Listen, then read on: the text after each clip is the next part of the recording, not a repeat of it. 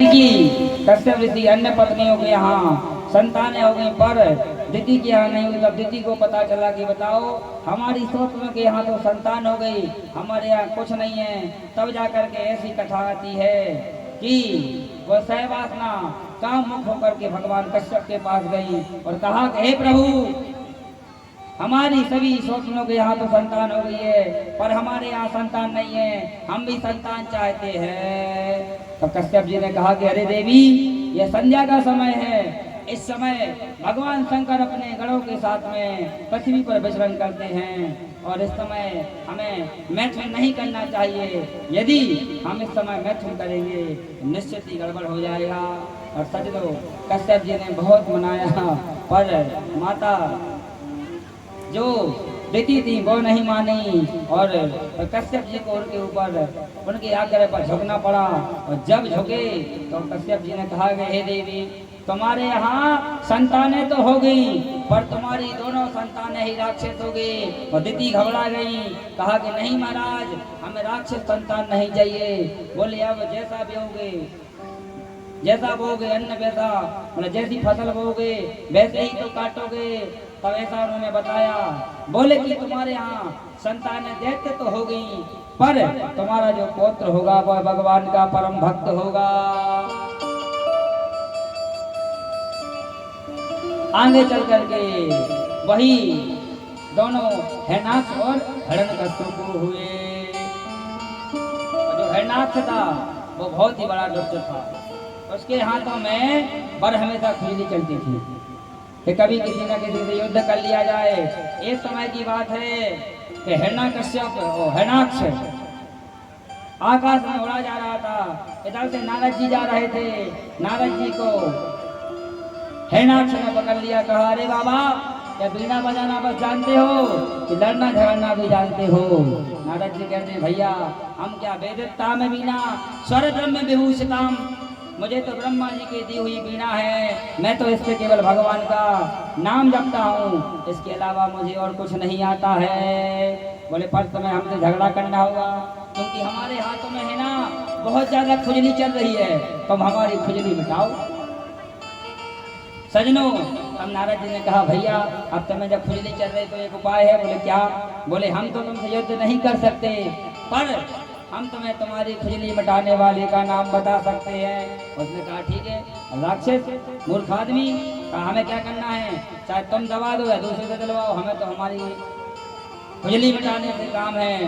तो सच में ऐसी फिर कथा आती है कि नारद जी ने कहा कि जाओ समुद्र किनारे एक सूकर यानी कि 12 है, पृथ्वी को निकाल कर बाहर ला रहा होगा, उनसे लड़ लेना, ऐसी तुम्हारी खुजली समाप्त होगी, जीवन में फिर तुम्हें कभी खुजली होगी ही नहीं। सजनों, यह दुष्ट था, गया और जाकर के 12 भगवान को ललकारने लगा। तब 12 भगवान ने फिर हिरण्याक्ष का उद्धार कर दिया। बोलो भक्तवत्सल भगवान की जय हो। आगे चल करके ब्रह्मा जी के एक और पुत्र हुए, जो किससे हुए, छाया से, जिनका नाम पड़ा करदम। करदम ऋषि बहुत ही बड़े तपस्वी राजा थे, बहुत ही अच्छे संत थे। जब करदम जी का प्रकट हुआ तो करदम जी से ब्रह्मा जी ने कहा कि भैया करदम, तुम भी सृष्टि की रचना करो, विस्तार करो। करदम जी ने कहा कि नहीं, हम सृष्टि की रचना नहीं करेंगे, हम तो बाबा जी हो जाएंगे।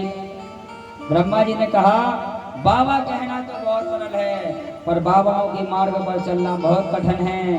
बोले नहीं, हम तो भजन करेंगे। और ये जाकर के इन्होंने तपस्या की। तपस्या करते करते एक दिन इनकी समाधि खुल गई। और समाधि खुली तो उन्होंने क्या देखा कि लोग अपने पत्नी के साथ में घूम फिर रहे हैं, बच्चे खिला रहे हैं, हर चीज कर रहे हैं। ऐसा मन में सोचा कि बताओ, हम बड़ाऊ को देखो, हम बड़ाऊ को देखो, हम बाबा बने पड़े हैं, बताओ, हम तो ब्रह्मा के मानस पुत्र हैं। फिर मन में आया कि अरे मोहन सा सब शोभा निहारा, देखे स्वप्न अनेक प्रकारा, मतलब ये संसार तो स्वप्न है। इस प्रकार से उन्होंने सोचा तो दोबारा से फिर समाधि में लग गए। लेकिन फिर ऐसी कथा आती है कि बताओ जो भगवान को भजता है और भगवान की आज की इच्छा पूरी नहीं करेंगे। सजनों, कदम जी ने तपस्या की और एक दिन तपस्या करते करते भगवान प्रकट हो गए और प्रकट हो गए तो फिर कदम जी की साधना से उनकी साधना भंग हो गई और भगवान के दर्शन हुए। भगवान के दर्शन हुए, भगवान नारायण ने कहा कि अरे दादा क्या बात है, काय के लिए साधना कर रहे हो? कलदम जी कहते हैं कि हम तो केवल आपको प्राप्त करने के लिए साधना तपस्या कर रहे हैं। भगवान नारायण ने कहा नहीं दादा, मन मन भावे और मूड हिलावे, मतलब मन में तुम्हारे विवाह करने की इच्छा है और बाहर से कह रहे हो कि नहीं मुझे तो कुछ नहीं चाहिए। यदि तुम्हें विवाह नहीं करना था तो तुम पहले ही मना कर देते। बोले क्यों? बोले हम तुम्हारा विवाह पक्का कर करके आए हैं। बोले किसके साथ? बोले मनु महाराज की जो पुत्री हैं देवहूति, इनके साथ तुम्हारा विवाह हम पक्का करके आए हैं। जब करदम जी ने ऐसे सुना तो कहा ठीक है प्रभु, जब तुम पक्का हमारा विवाह करके आए हो तो क्यों ना हम विवाह कर ही लेंगे। सजनों, उनने हाँ कहा, परंतु कलदम जी ने कहा कि हे प्रभु हम विवाह तो कर लेंगे, विवाह करने की इच्छा नहीं है, पर आपको हमारे यहाँ स्वयं पुत्र बन करके आना होगा। भगवान ने कहा ठीक है पुत्र बनकर आएंगे। और कलदम जी ने फिर यही भी कहा कि हम एक पुत्र होते ही वैराग्य को धारण कर लेंगे। भगवान ने कहा दादा पहले विवाह कर लो, इसके बाद होगा, एक पुत्र हो रहे कि 10 हो रहे। सजनों, धीरे धीरे समय बीता, मनु महाराज आए और मनु महाराज ने अपनी पुत्री देवहूति के साथ में कलदम जी के साथ उनका विवाह कर दिया। कलदम जी के साथ विवाह पाणी ग्रह संस्कार हुआ। तो कलदम जी ने फिर मनु महाराज से कहा कि हे सतुर बाबा, हम आपकी कन्या के साथ में विवाह तो करेंगे, पर हमारी एक शर्त है। बोले क्या? बोले एक पुत्र होते ही हम इस ग्रस्त जीवन को छोड़ देंगे, नहीं तो फिर तुम दहेज प्रथा का केस हमारे ऊपर लगा दो कि बताओ तुमने हमारी कन्या को भरे ग्रस्त जीवन में छोड़ दिया, इसलिए हम पहले बता रहे हैं। तब जाकर के मनु महाराज ने स्वीकृति यानी कि हाँ कह दिया। फिर इनका देवहूति और कलदम जी का विवाह हुआ। सजनों, आगे चल करके करदम ऋषि अपनी पढ़ने कुटी में गए और वहां जाकर के छोटी सी कुटिया थी, जंगल में कुटिया बनी हुई थी और करदम जी की साधना के प्रति साधना का ऐसा फल था। संत लोग बताते हैं, भागवत की महिमा में ऐसा लिखा है कि जहाँ पर कलदम ऋषि रहते थे वहां पर जो लोगों के वो जीवों के प्रति जो एक दूसरे को काटने की जो हिंसा थी वह समाप्त हो गई। कैसे? एक बिल में मेंढक और सर्प रहते हैं, उसी में बिल्ली और चूहा रहते हैं, और वहीं जलाशय में कलदम ऋषि की कुटिया के बाहर गंगा जी कह रही थी, तो वहां पर हिरण और शेर एक साथ पानी पी रहे हैं। और जैसे ही माता देवहूति ने यह दृश्य देखा तो देख करके आश्चर्यचकित हो गए कि हे प्रभु, वाह, कैसे परम आदरणीय श्री कलदम जी हमें पति के रूप में मिले हैं। बताओ इनकी साधना की वजह से, जो क्योंकि आपने देखा है सांप और मेंढक एक साथ कभी नहीं रह सकते, जैसे सांप मेंढक को दिखता है और निगल लेता है, लेकिन कलदम जी की साधना की वजह से जो एक दूसरे की दोस्त की जो भावना थी वह भी समाप्त हो गई। सजनों, इधर कलदम ऋषि अपनी पत्नी से कहते हैं कि हे देवी, लो अब तक इस कुटिया को संभालो, जरा मैं भजन, जरा मैं उस परम पिता परमात्मा को याद कर लो। सजनों, हुआ यूं कि कलदम जी ने कहा कि मैं जरा भगवान को याद कर लो, लेकिन भगवान की उस दिव्य अनोखी झांकी को निहारते हुए कलदम जी का ऐसा मन लग गया, ऐसा मन लग गया, ऐसा मन लग गया कि 40 वर्ष तक 40,000 वर्ष तक तपस्या में लीन हो गए। इसके बाद में एक दिन उनकी समाधि खुली। जो जिस कन्या को ये ब्याह करके लाए थे, कन्या बना करके, वो 40,000 वर्ष बाद आप देख सकते हैं दादी जैसी हो गई। और जैसे ही कलदम जी ने देखा तो पूछा, का सत्यम देवी आप कौन है?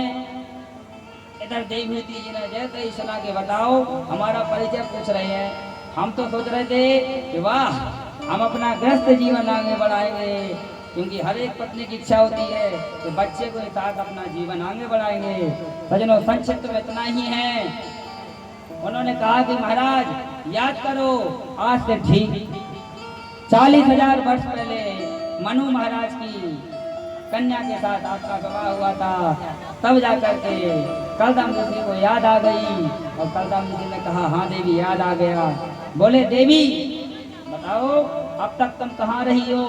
तुम अपने पिता के घर क्यों नहीं गई? और जैसे ही कलदम ऋषि ने कहा कि तुम अपने पिता के घर क्यों नहीं गई, तब जाकर के देवहूति ने जो बात कही, यह बात हम सबके लिए भी है। क्या कहा देवहूति जी ने कि कन्या का विवाह होने के बाद में उसका पति का घर ही उसका घर माना जाता है। इसलिए जिनका भी विवाह हो जाए, हमारा तो सभी से यही आग्रह है कि खूब अपने सास ससुर को माँ पिता मान करके उनकी सेवा करें। सजनों, माता देवहूति ने ऐसा कहा तो कलदम ऋषि बहुत प्रसन्न हुए और कहा, देवी ठीक है, चलो अब चल करके हम अपना गृहस्थ जीवन आगे बढ़ाते हैं। और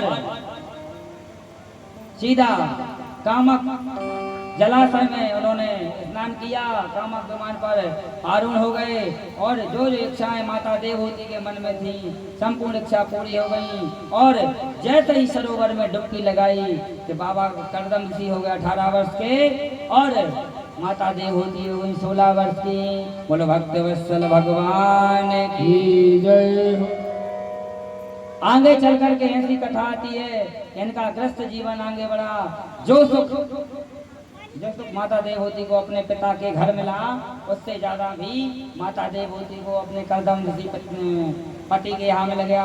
सारे महल दासियां सब कुछ अपने आप ही प्राप्त हो गई। और ऐसी कथा आती है फिर सजनों कि जो कलदम ऋषि ने कहा था कि हम एक पुत्र होते ही ग्रस्त जीवन को छोड़ देंगे, पर भगवान को तो कुछ और ही मंजूर था। एक पुत्र तो नहीं हुआ बल्कि 9 कन्याएं हो गई। अब हमारे यहाँ तो यदि 100 दूसरी कन्या हो जाए तो घबरा जाते, ये कहा दहेज कहाँ से लाएंगे, जमीन बेचेगी कि खेत बेचेगा। लेकिन सजनों, मैं आपको बता दूं, संक्षिप्त में इतना समझ लो कि पुत्र कदापि कुपुत्र हो सकता है, पर कन्या कभी गलत मार्ग पर नहीं चल सकती है। पुत्र भले ही पिता की इज्जत को भूल जाता है, पर कन्या कभी अपने माँ बाप की इज्जत को नहीं भूलती है। इसलिए हमारा सभी से आग्रह है कि जो लोग सोचते हैं कि कन्याएं अच्छी नहीं होती हैं, अरे कन्या तो साक्षात लक्ष्मी का स्वरूप माना गई है, साक्षात लक्ष्मी होती हैं। और भैया हम तो चाहते हैं कि जिनके घर में कन्या है वो तो बहुत भाग्यशाली है माँ बाप जिनके यहाँ कन्या का जन्म होता है। बोलो भक्त वत्सल भगवान की जय। आगे चल करके ऐसी कथा आती है कि तुष्टो हम तब मानवी मानदाया सुनो परमाच भक्त्या। आगे चल करके 10वें जब इधर जाकर के जैसे 9 कन्या हुई, तब जाकर के कलदम जी ने परमपिता परमेश्वर भगवान नारायण से प्रार्थना करी कि हे प्रभु, आपने यहाँ कहाँ हमें फंसा दिया है। हमें तो कहा था कि एक संतान होते ही हम गृहस्थ जीवन को छोड़ देंगे, आप आए कृपा करें। तब सजनों ऐसी कथा आती है कि 10वें रूप में फिर भगवान नारायण स्वयं कपिल रूप में कलदम जी के यहाँ प्रकट हुए। बोले कपिल भगवान की।